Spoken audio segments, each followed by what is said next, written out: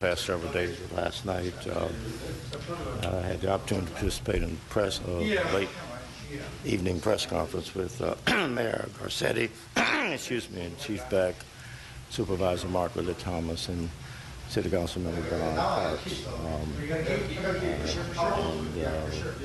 I think that the tone that was expressed by all the participants was certainly an important tone, and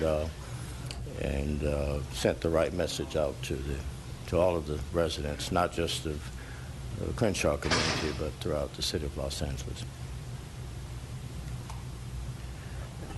Thank you, John. And I want to echo on behalf of all of us our pride in the way the department responded and the constant adjusting and readjusting. It is a very delicate balance.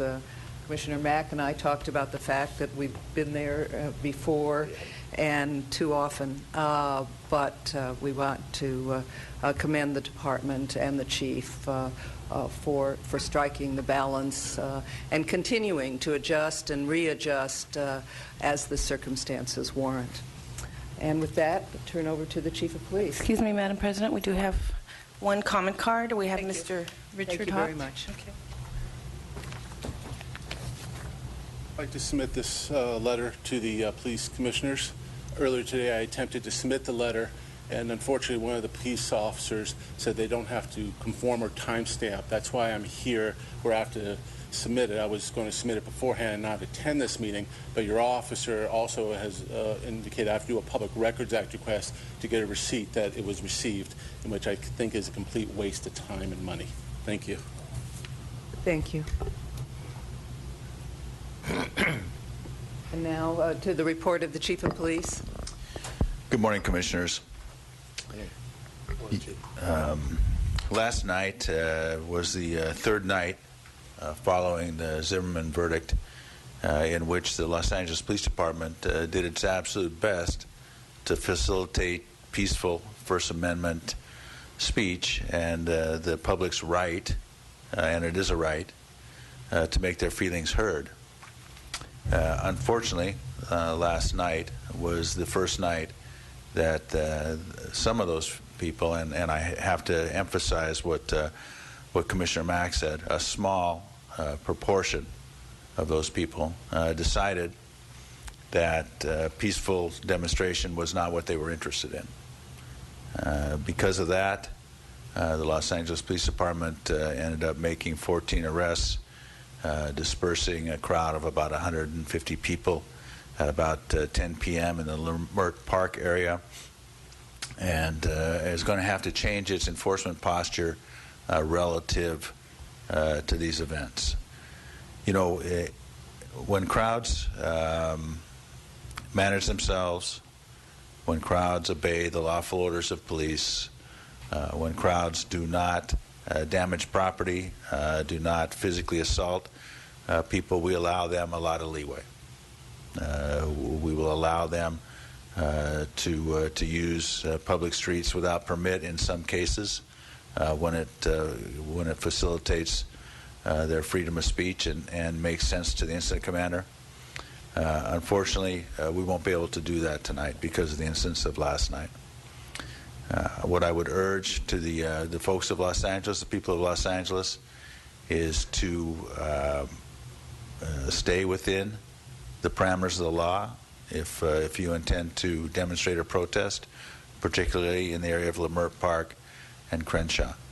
We will have a large contingent of Los Angeles police officers, many more than last night, to ensure that those that want to demonstrate do so legally, do so peacefully, that they are safe, and that the community is safe. You know, it is always a delicate balance to police constitutionally, because the constitutional rights of those to protest cannot intercede with the public safety rights of the community. We try to strike that balance. I think the police department did an excellent job of that last night, but and then this is the main point, public safety is always paramount. You know, we cannot allow a small group of individuals to not only damage the community, strike fear in the community, but also distort the message of so many in the community, including members of this commission. So we will be very aggressive tonight, and I anticipate that the police department will do what it does best, which is to keep this city safe. You know, there is a cost to all of this, and I'd like to emphasize that.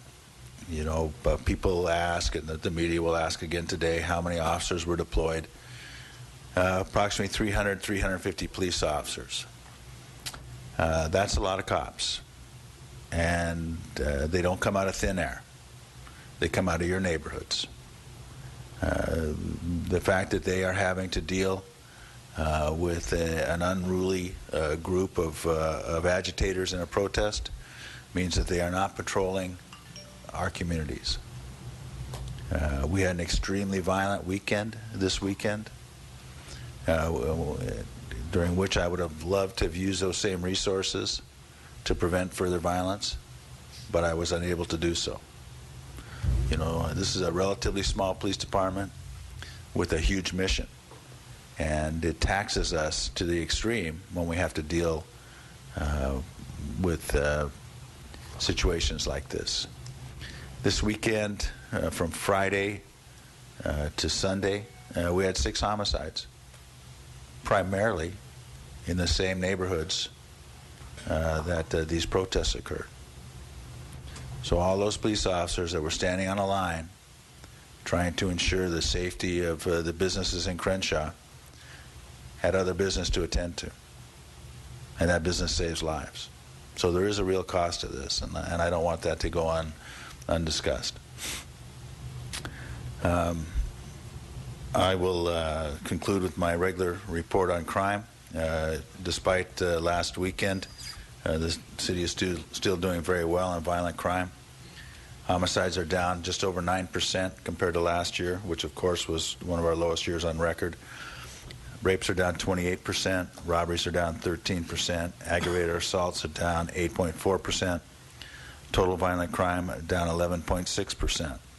Total property crime is down just under 6%, and total Part 1 crime, which of course is the aggregate, is down 6.7%.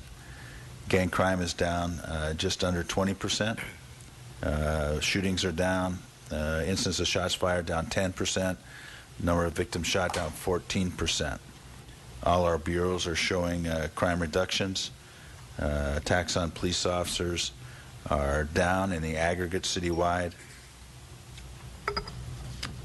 Sworn and civilian personnel statistics, we have 10,001 sworn personnel on payroll, 269 level 1 reserves, 21 level 2 reserves, 128 level 3 reserves, 371 specialist, 34 chaplains.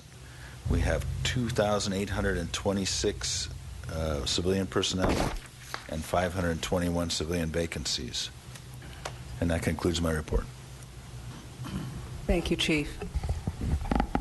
With that, we'll move to the report of the Executive Director. Morning, Madam President, members of the Commission. No report today. Thank you. Report of the Inspector General. Thank you, Madam President and Commissioners. Just very briefly, I think in the last month or so, the IG had put out several reports. I think we're actually hitting more of a rhythm in the next couple months, and I just wanted to alert the Commission of what reports will be coming from our office in the next month or so.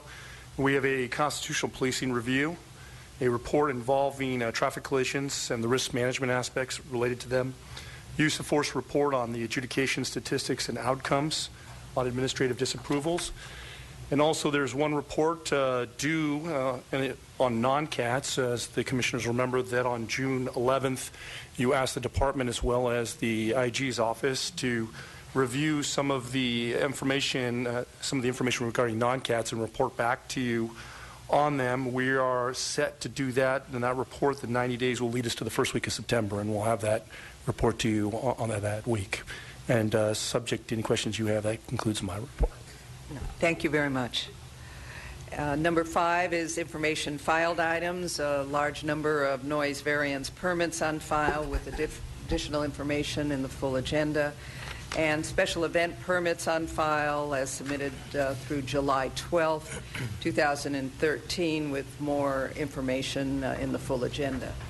Are there any presentations today? No, Madam President. All right, and we have a consent agenda with A through F. Madam President, move approval of items 7A through F. Second. All those in favor? Aye. Approved. We have a regular agenda today. I'll just talk through with my commissioners. We have the department's verbal presentation as A department's verbal presentation B, C, I believe department's report on bias policing, which is F, and department's report H on audit on timekeeping. Is there a motion on any of the other items that I did not mention? Madam President, oh, sure. Madam President, I would move approval of items 8D, E, and G. Second. All those in favor?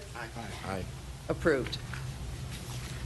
And with that, I'd like to start with Dr. Luann Parnell, who is going to lead the verbal presentation and video on Mission Possible, Bridging the Gap between Law Enforcement and the Autism Community. Good morning.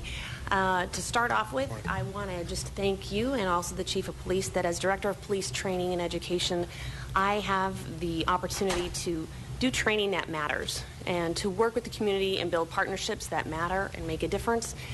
And also the privilege of working with some really committed members of our department, sworn and civilian, who really went the extra mile to make sure that this event went off well. Just to give you a little bit of history, and then we'll watch the video.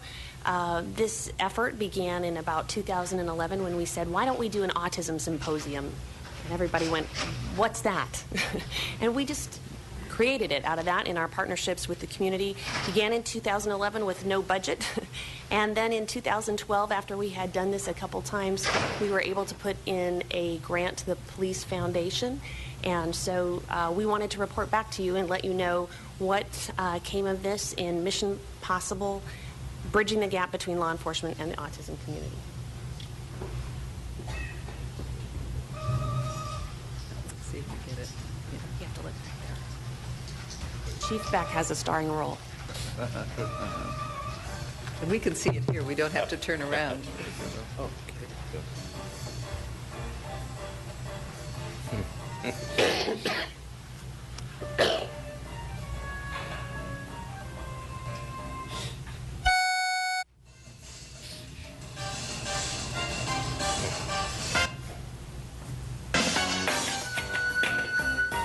This has got to get done.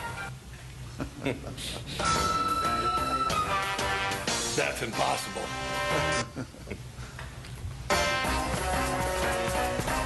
Mission Possible is a training initiative developed by the Los Angeles Police Department in conjunction with several community partners because we wanted to make a difference in how law enforcement and the autism community work. Stay away from the vehicle. Put your hands in the air like you don't care. The full name is Mission Possible, Bridging the Gap between Law Enforcement and the Autism Community. The Los Angeles Police Department wanted to be at the forefront of the mission of learning how law enforcement and the autism community can work better together. Everyone stay away from the car. Step away from the car. Because the symptoms of autism can be really diffuse across a wide spectrum, some people might have auditory problems or verbal communication problems. Other people might have particular behaviors or sounds that they make that might be unknown to an officer. Senator, you having a good day with your officer? Yes. Is he a good officer? Yes. We want to make sure that officers can respond safely, both for them and for the rest of the community, in situations involving people with autism, or actually any kind of special needs or diversity. go check out that really awesome example. The day starts when our officers experience training that helps them understand several different kinds of symptoms of autism, or special needs for that matter. What does it mean to have difficulty with fine motor skills, or overstimulation, or sensory processing, communication deficits? What does that mean to an officer in the field? Our solution was to bring in 100 kids, junior high and high school students, who are diagnosed on the autism spectrum. These kids are paired one-on-one with police officers for the day, and they get to experience hands-on what it's like to interact with a police officer. We realize that kids with autism are 7 times more likely to have a law enforcement encounter for a whole number of reasons. Sometimes it has to do with bullying, running away, other things associated with their diagnosis, and other situations where they're reacting to environments, maybe at the mall or at the movies, that are foreign or different to them, and law enforcement gets called in. By being paired one-on-one with a law enforcement officer, these kids get to see what it's like to interact with law enforcement and how to ask for help. It's really important for our officers to know how to respond, but it's equally important for these kids to know how to respond safely. When you see the lights like that, you have to move out of the way, right? Because let's move over to the side. Mission Possible is a model program that's not seen anywhere else in the country, with amazing results for the police partners, the student partners, and the adults in the community who were here to witness it. They enjoy food together, and they'll also get their picture taken so that they can go home with a picture of them and their officer in uniform.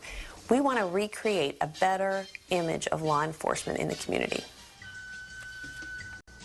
After lunch, each officer and student pair will go to 5 different safety stations to learn how to interact safely in an emergency. The first one is tools of the police, and they'll go out to an officer's car and get to go inside, talk about the tools on their belt, and make sure that they really understand boundaries. The next station is with the LA Fire Department. We want to be sure that if they needed the services of the fire department, they would feel comfortable and confident going with them wherever they needed to go. One of the favorite stations we have is How Can the Police Help Me? At this station, kids will pull different scenarios from a box and role play with their police officer how to ask someone in uniform for help. ID Me is a station where we look at the science of fingerprinting, how the police use fingerprints, and they get a chance to both fingerprint themselves and add to a creative art project. Officer Simon Says plays off of the game Simon Says. And in this situation, kids are reinforced for responding appropriately to an officer. An equally compelling and important part of this training is the training that we do as well for the teachers, parents, and advocates of autism. For these safety instructions to have the most impact, we need parents, teachers, and advocates to reinforce these safety concepts at home and at school.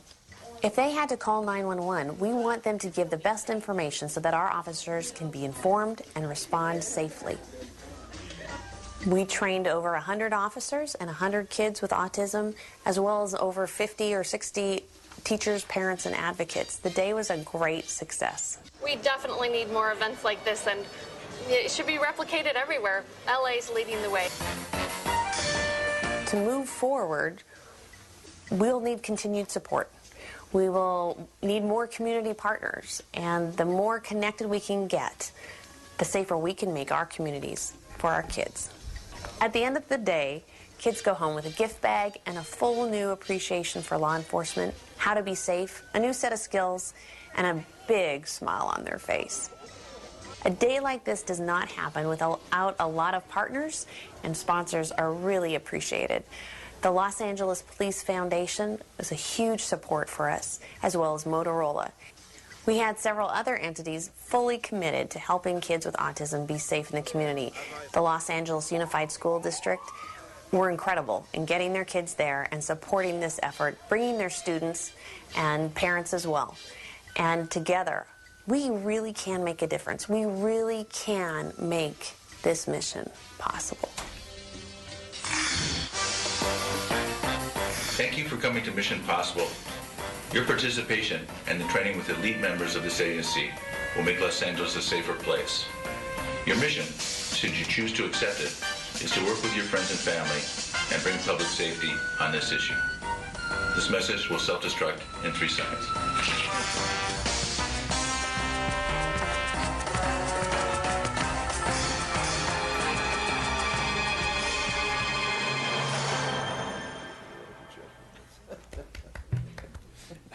We had to cut out many of the chief's other notable, there just wasn't enough time. So just in closing, I just want to really acknowledge the number of the people who helped out. Would you please just stand up real quick? Acknowledge. This is in addition to all their job duties. This isn't part of they just accepted these things over and above and really extended their care and concern over the community, and I just want to thank them in front of you today.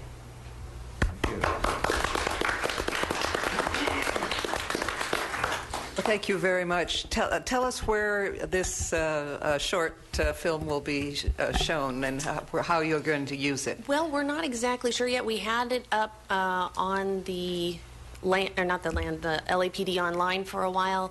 We're kind of recognizing that it's sometimes hard to market the good work of the department, so where do we need to put this and put it? I will tell you that even having it there, I've had some calls as far as Maine with a really touched a police officer who does training in Maine and said, I want to do what you're doing. How do we do that? And the really good news from the police officers is that many of them reflect, we could send them to training on this topic for the rest of their career, but when you experience what they experienced, it has a lasting impact. So our plan right now is to then, this last one was with West Bureau, and our plan now is to proceed and do the other 3 bureaus between now and the Autism Awareness Month in April next year. It certainly probably would also be helpful to some of the potential sponsors of these programs as well. Yes. But it looks like a great program. Thank you very much. Thank you. And now on to a presentation on modified procedures for immigration and customs enforcement. And thank you all for coming. Okay, I can't see this.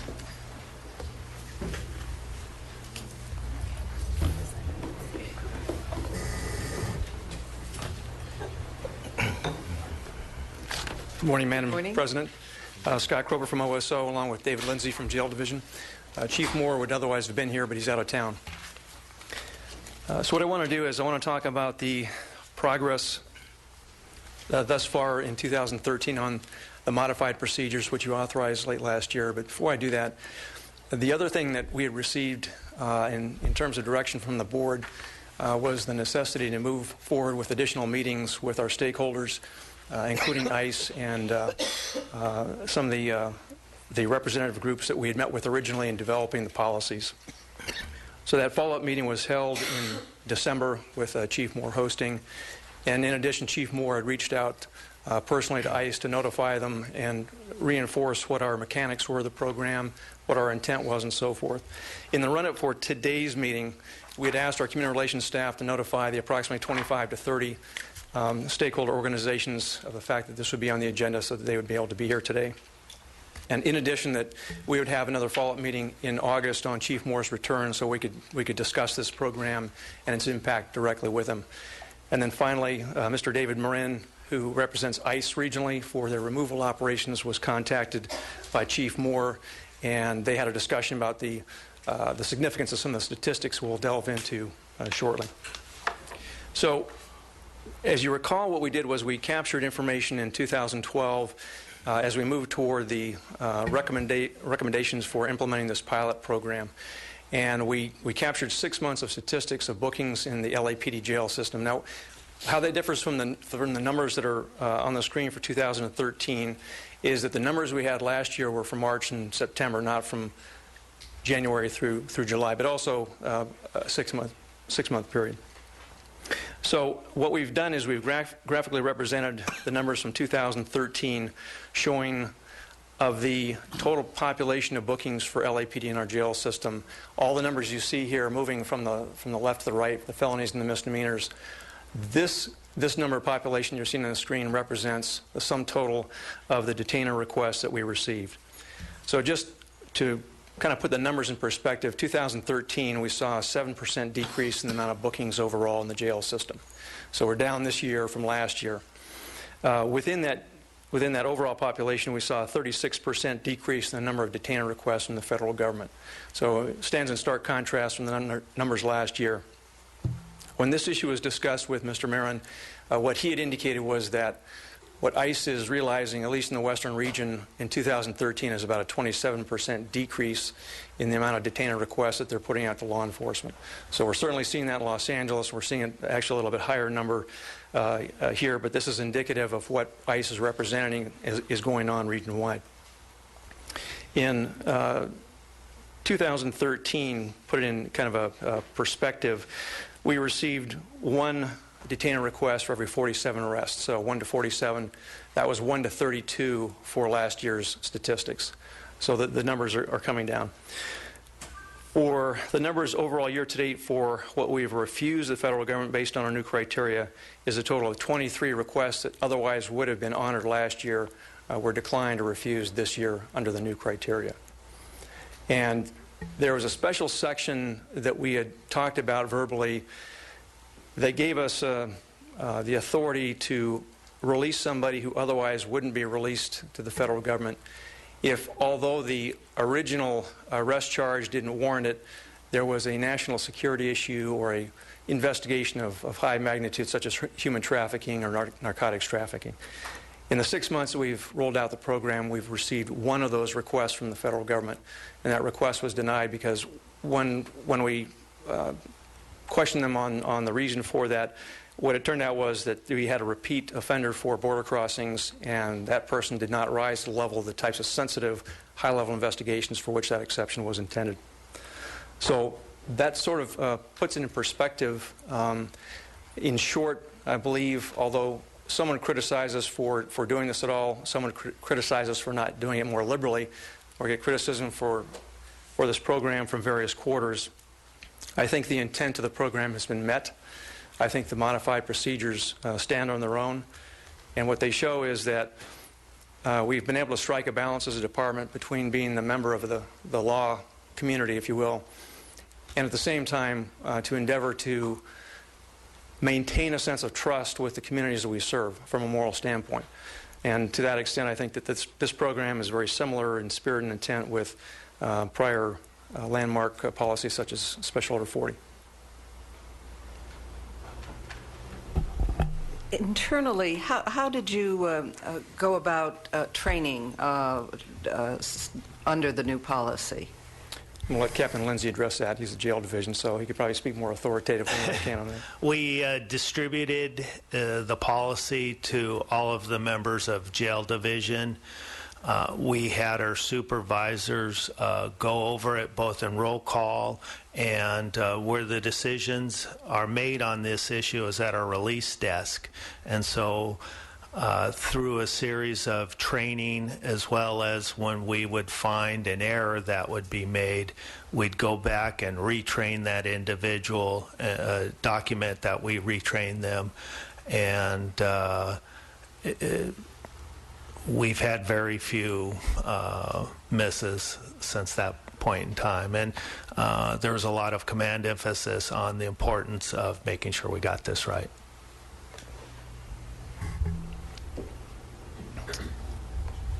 I don't have any questions, and very pleased to have you come back and report, and it sounds as if it's working very, very well. So we look forward to another 6-month report.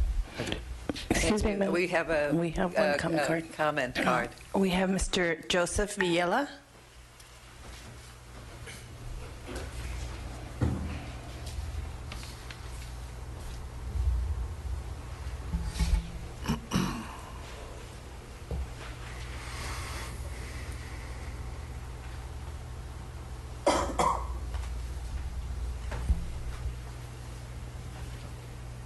Hi, good morning. My name is Joseph Vigela, and I'm here representing CHIRLA, the Coalition for Humane Immigrant Rights in Los Angeles. I'm the policy director here. First, let me start by saying that we really appreciate the fact that LAPD has taken the initiative to really limit the use of secure communities as it relates to immigrant communities who have not prior convictions. However, we still have issues with the program itself. We have some numbers earlier this year that in January, for instance, we have in California, 2,000 individuals that were deported. More than 50% of them have no prior conviction. In LA County, we have seen the biggest number of deportations of individuals that have no prior convictions at all.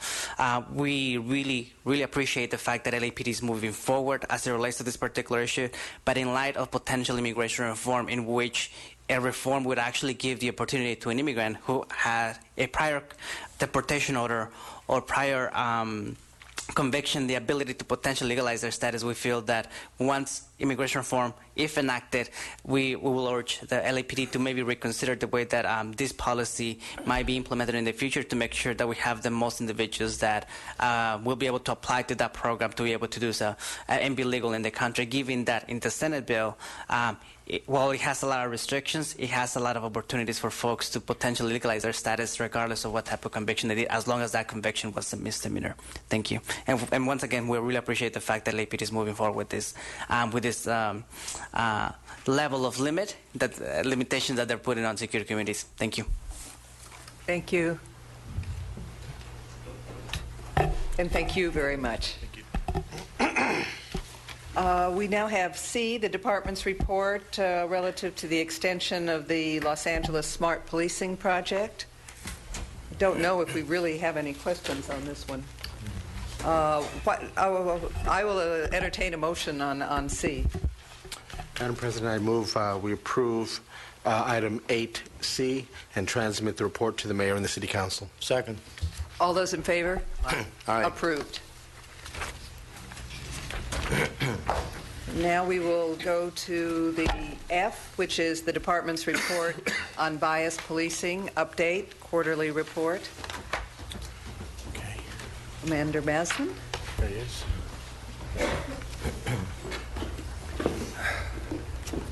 Good morning. I'm Commander Maslin from Internal Affairs Group. This is the report on bias policing for the first quarter of 2013. Let me turn it over first to Dr. Pinnell, who can address the training developments.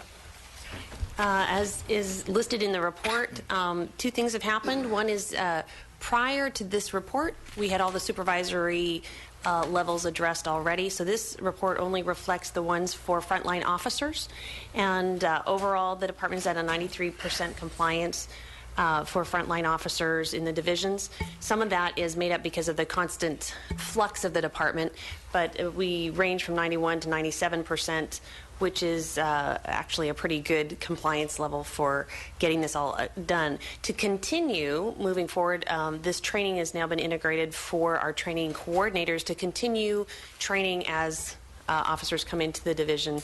However, most officers have received it, so again, what we'll be looking to do moving forward is moving these concepts into other additional trainings as they come forward. As far as the bias policing complaints go, there really wasn't a lot of change in the first quarter of 2013 compared to the two prior years, since we use a 3-year average in 2 prior years. There were 51 actual complaints of bias policing containing 85 allegations of bias policing, and that compares with the 3-year average of 54, approximately 54 complaints and 95 allegations, so a slight decrease to the average. As far as the adjudication of the complaints go,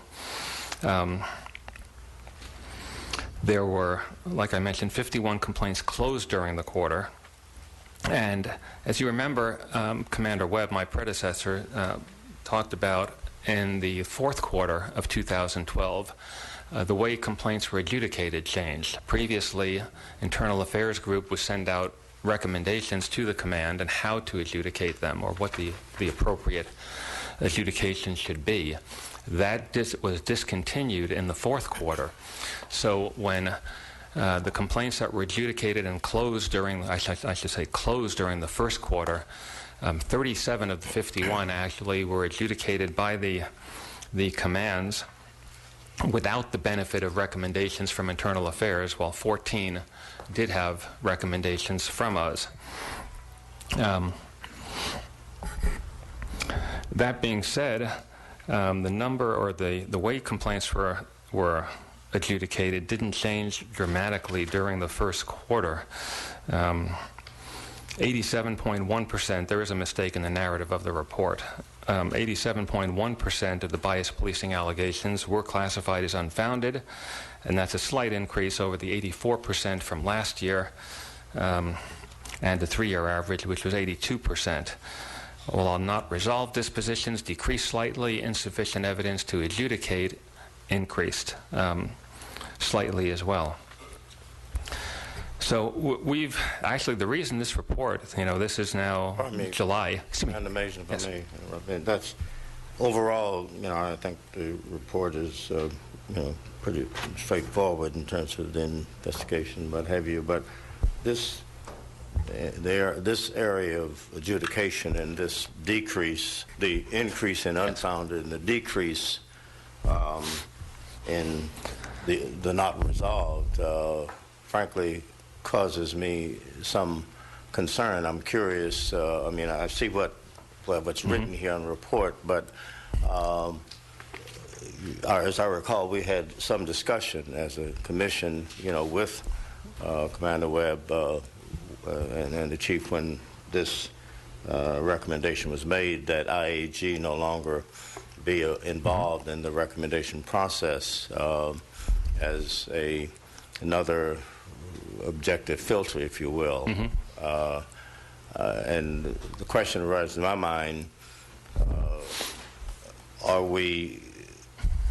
what are the implications of IAG's lack of involvement and the decrease here? I guess I'm both curious and potentially concerned that we don't have some slippage here, and that we make sure that the chain of command, that now has the total responsibility for, the entire adjudication process without IAG's involvement at all. I mean, I want to hear something else about it, because this causes me a little heartburn. Okay, let me address that in a couple of points. One is, and I'm not saying I can attribute the increase in unfounded dispositions to this, but clearly what we've seen is that complaint intake has improved. And with the improvements in complaint intake, you get better information and you get more information. So that's one thing that you can possibly point to. But Internal Affairs is not out of the picture when it comes to reviewing the adjudication of these complaints. One of the reasons that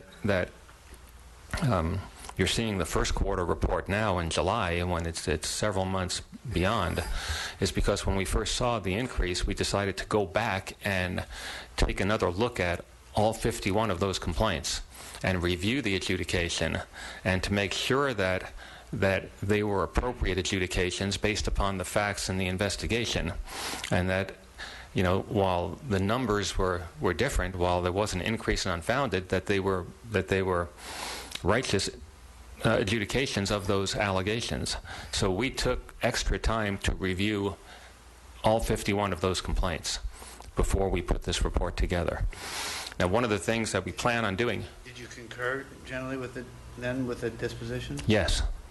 Yes, we did. And that's not to say those were the original adjudications recommended by the areas. In some cases, complaints as they're adjudicated, they go from the area, if it's a patrol division, from the patrol division, the area commanding officer, to the Bureau, and the Bureau has the opportunity to either agree with the adjudication by the area, or they can do a military endorsement. Then it comes to Internal Affairs, and in the past, we were the tiebreakers on these kinds of complaints. What we intend to do in the future is involve the assistant chiefs more. And so when there's a difference of opinion, say from the Bureau And what we see in internal affairs, we're going to give it to the assistant chief in the chain of command, who will be the final decider as to how that complaint should be adjudicated. So we are taking this very seriously because we're concerned that these complaints be adjudicated appropriately, and we're notching it up, one level above, potentially. Okay, that's encouraging. Madam President, I think, though, in addition to that, I would like for the Inspector General to weigh in on this process and perhaps do an audit or some kind of review on an independent, objective basis to determine that, in fact, this adjudication process, and we welcome it, is moving along in a manner consistent with the policies and the wishes of this commission. And Mr. Inspector General, I know you have a lot on your plate, but I would hope that you could, within a reasonable period of time, provide this commission with your independent analysis. We're already in the process of doing that, and I think that we've looked at it, and to this point, the cases that we've sampled and looked at for the classifications, we've found no real issues with the way the department's proceeding in this matter. Although we'll have a more formal report when we finalize the information, we did not find any discrepancy worth noting right now. We're still finishing up that report, and we'll have that in a written format soon for you for your consideration and for any questions you might have. I will have to get back to you on that. I'm expecting probably within the month. And just to add, when I initially saw this report, as Stu said, this has been a while because I sent it all back for review to make sure that things were being done right. I believe in that the adjudication ideally belongs with the commands because they're the ones responsible. They're the ones most involved in forming employees' actions and opinions, all of that. But I want to make sure they're doing it right, just like the commission does. That's why Stu and his folks took another look at all of them. That's why we added the assistant chiefs as a level of review, even though they would normally not be on this. IA is going to continue to take a look at them. I'd love to have the Inspector General do the same. I want to keep the responsibility where it should be, but I want to make sure that they're accountable for that responsibility. And I asked the commission to let us work forward on this and keep a close eye on it, as you always do, but recognize that the goal here is to put the accountability and responsibility where it should be, but then make sure they do it right. Yeah, I certainly appreciate that, Chief. I mean, I can understand, your position in terms of having this responsibility with the chain of command, and I don't philosophically disagree, but again, we just want to make sure that that there is a clearly objective, factual, fair decision making process in place, and that individually, the various levels of chain of command are making decisions based upon the results of the investigations. And I'm encouraged to hear at least you've also kicked it up a notch to the assistant chiefs as well. And it's not just the results. I still want the Inspector General to keep a close eye on this. Right. And we will. We'll continue to, although we're looking at the item now, we'll continue to keep an eye on it and work with the department on this issue. And I was going to say, it's not just the results of the investigation, but we're making sure that they're quality investigations, that they did the right steps in conducting the investigation, that they reached out to all of the witnesses that they should. I mean, we want complete and thorough investigations so we can adjudicate the allegations appropriately. Yep. Commander, if I could draw your attention to page 4 of the report, those positions. There is a category called I think Commissioner Mack referenced it a moment ago, not resolved. Is it not resolved in that calendar year, or these complaints were just not resolved at all. I'm sorry, I'll say again, I The missed. category called not resolved. Does that mean that the complaint was not resolved during that calendar year, or the complaint was not resolved? No, a not resolved adjudication means that there wasn't sufficient information in the investigation to either sustain it or unfound it, basically. I mean, we had all the information we could. We had all the information from the witnesses, from the complainant, from the officers, but when you look at all the information, there just wasn't enough to draw a preponderance of the evidence to tilt the scale either way, to sustain it or unfound it. So it's not resolved. The difference between insufficient evidence to adjudicate is one where we just don't have enough information to make that determination at all. It's the best example I can give, those would be cases where the complainant makes an initial complaint without providing much more information, and all we have is the officer's version of what happened and the complainant saying, well, I believe I was racially profiled, and then they refuse to cooperate and provide us any more information. That's not a not resolved complaint. That would be insufficient evidence to adjudicate because we just don't have enough there to even know what the complainant's story is. Okay, so that's the basis for my confusion then. So not resolved is you had the information, just a decision could not be reached, or? Well, we're at 50%, and we really didn't have anything to break the tie either way, to have a preponderance of the evidence that it occurred or it didn't occur. And that's your standard preponderance of the evidence you used to resolve it? Yes. Well, even though we are going to have the Inspector General look at the material, I think we could have a motion on this report, and then recognizing that the Inspector General, just as he has been in the other instance, continue to review. Excuse me, Madam President, we do have one comment card on this item. We have Yvonne Michelle Autry.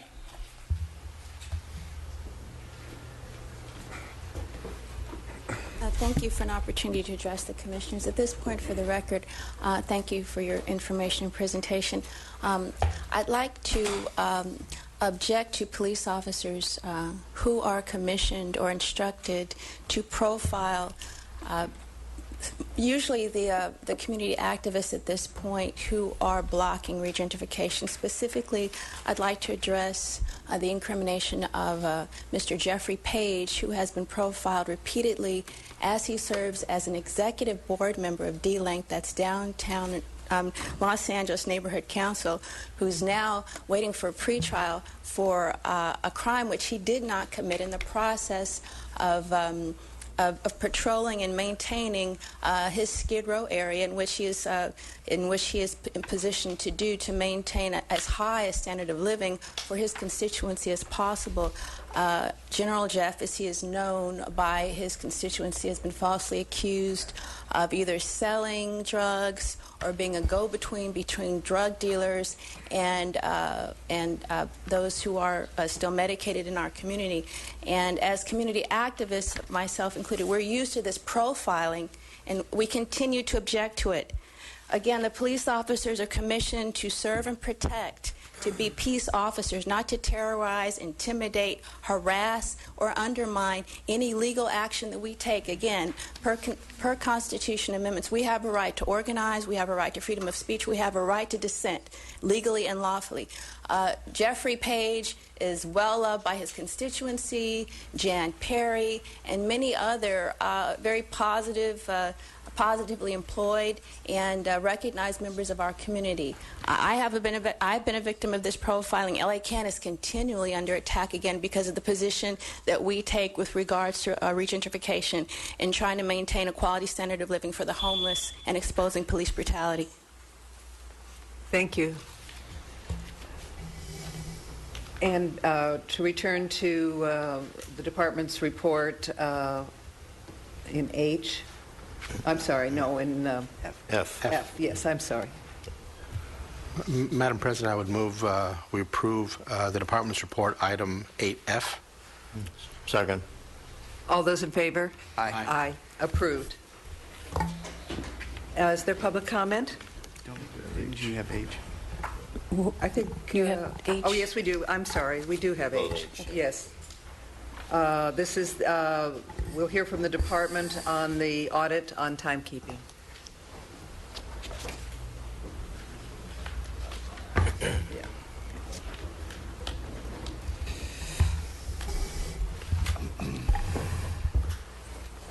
Good morning, Commissioners. Good morning. Jeffrey Phillips, Police Performance Auditor 4 with Internal Audits Inspection Division. To my left, I have Fed Vale, Senior Police Auditor. He was the project manager. And Captain Horace Frank, Central Commanding Officer representing Deputy Chief Jose Perez. Commission, before you have the Operation Central Bureau Timekeeping Inspection. This is the second type timekeeping inspection that has been conducted bureau-wide. This timekeeping inspection, as you can see on page 2 of the report, there's 4 objectives. The first objective, maintenance of required daily timekeeping records. The department or the bureau did relatively well. The second objective, consistency with employees process time with timekeeping records. Although it's the lowest percentage, not too bad. And with this objective, one of the things to keep in mind is that there's a lot of points of data entry that occur in this entire process, and this doesn't necessarily mean that the employee was overpaid or underpaid, but there's a discrepancy in one of those data entry points. So in reconciling all the information, it wasn't consistent. And in the responses that we received, really that's where we saw the fact that there is an inconsistency in data entry point, not necessarily that the employee was underpaid or overpaid. With the third objective, reported overtime properly approved, the Bureau did really well. The last objective, civilian employees' compliance with lunch break requirements at 86%.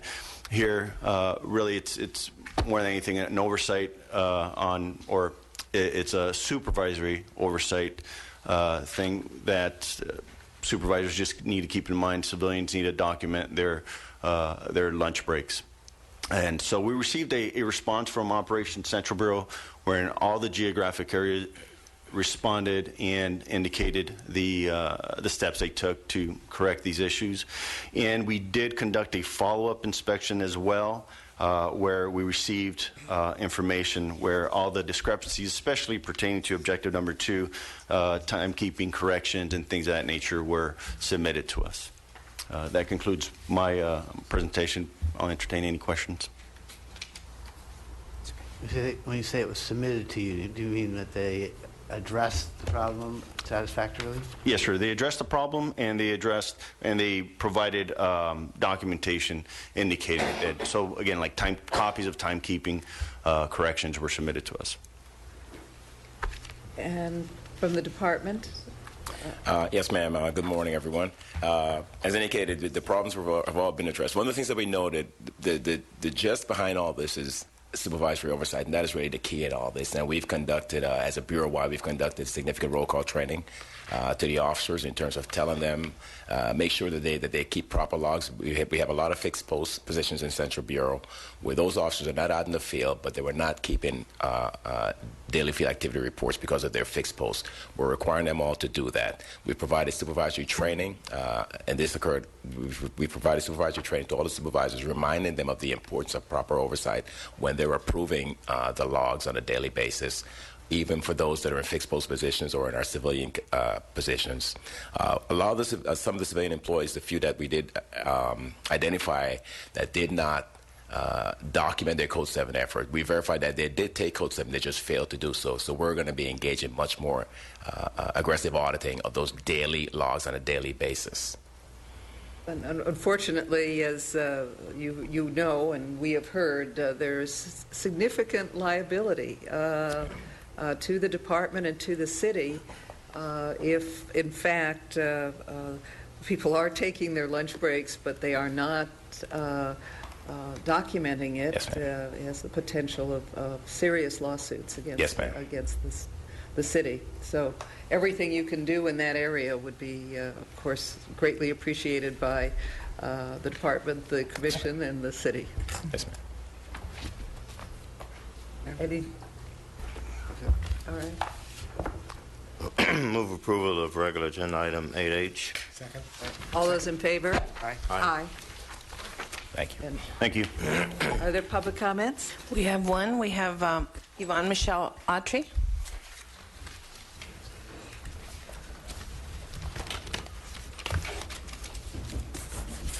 After the rioting and rallying, which I participated in on Sunday to expose the injustice that occurred after the acquittal of the murder of Trayvon Martin, I'd like to remind the Commission and all those within earshot that at one time this country's government considered they had the divine right or the right to stand in exterminating the indigenous people of this country and enslaving an African people.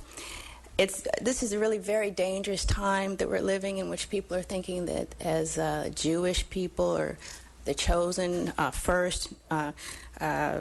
chosen sons or daughters or children of God, that they have a right to stand in exterminating people that they do not like or people that they think are cursed or people that they think are undesirable or in any way substandard or subhuman relative to their own standing in the way that they have positioned themselves. This is an injustice. We have a right to express this injustice, as it is, I believe, racially motivated.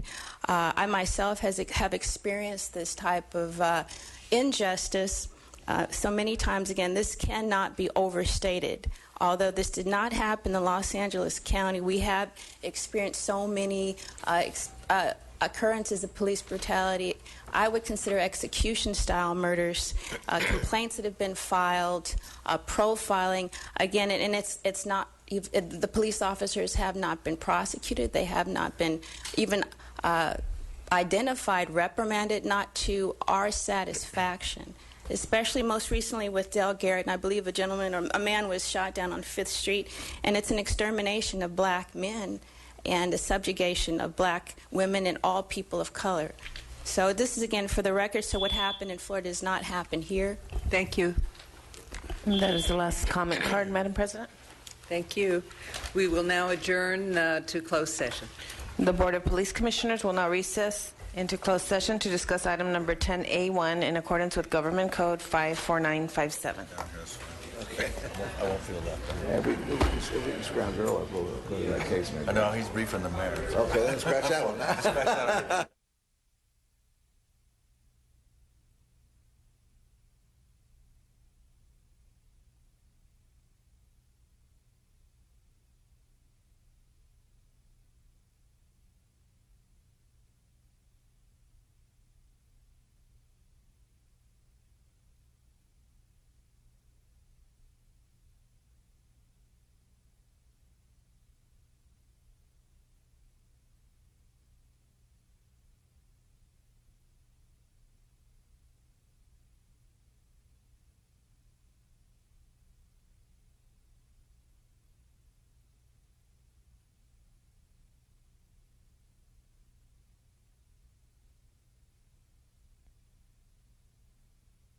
Session item number 10A1 was discussed and the Chief's recommendations were unanimously adopted.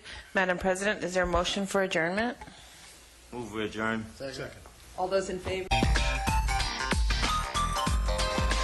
Hi, I'm Sadie. Welcome to the Pacific Palisades, and you're watching Channel 35. It's our city and our channel.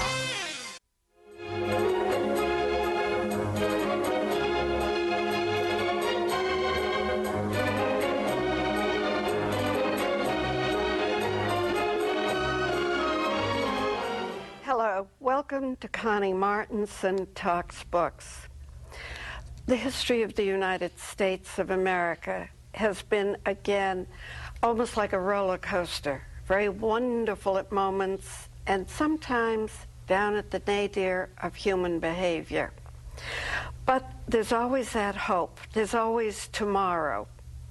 Well, hope is one of those qualities. It's active, because if you have hope, you feel you can move. My guest today, James W. Frazier, has written A History of Hope, When Americans Have Dared to Dream of a Better Future. It's published by Palgrave Macmillan.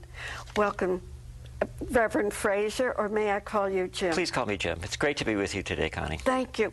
We should also say you are minister of really one of the oldest churches in Boston, the Grace Church. Grace Church Federated. It's Episcopal and Congregational. It's an unusual mix, but it works just great for us. Listen, forget the book. How do you get them to work together? That's almost what they could use in Ireland, the Middle East, and a few other places. Well, I think the key to working together is that there were so few of us that we all had to get together, or there wasn't going to be any church at all. The neighborhood of East Boston is overwhelmingly Catholic. There are 7 large Catholic parishes, which we have a great relationship with. But I sometimes call our church the Church of the Leftover Protestants. And, okay. That's worked for people to be together. Yeah, because that's almost part of hope in America. People who work together. It's a key part of hope. Although, we should say you begin the book about the Teos Indians, who in 1600 kicked out the Spanish who were there.